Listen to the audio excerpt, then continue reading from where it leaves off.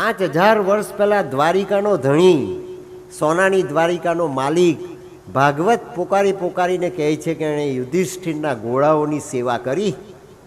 કુરુક્ષેત્રના મેદાનમાં ઘવાયેલા ઘોડાઓના ઘા એણે પૂર્યા. તો 4 પગના ઘોડાના ઘા પૂરેલા? 4 પગના ઘોડાના ઘા પૂર્યા એ તો એપરન્ટ રિયાલિટી, પણ સાચી રિયાલિટી એ મનના ઘા પૂર્યા.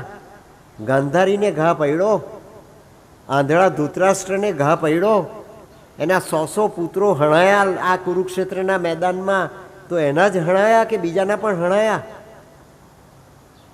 આંધળી ગાંધારી જેણે પાટા બાંધ્યા તેના પુત્ર હણાયા, પણ જે દેખતી ગાંધારીઓ હતા તેના બી પુત્રો હણાયા ને કુરુક્ષેત્રના મેદાનમાં. એની માને એના બાપને જે હણાયા તેના મા બાપને મનમાં જે ઘા પડ્યા એ ઘાની કૃષ્ણએ સેવા કરી દ્વારિકાના ધણીએ. અને બધા ઘા રૂજાય છે મિત્રો, મનનો ઘા રૂજાતો નથી. એ તમારો મારો ને જગતના એક માનવને અનુભવાયેલો કોન્ક્રીટ ને વાસ્તવિક અનુભવ છે.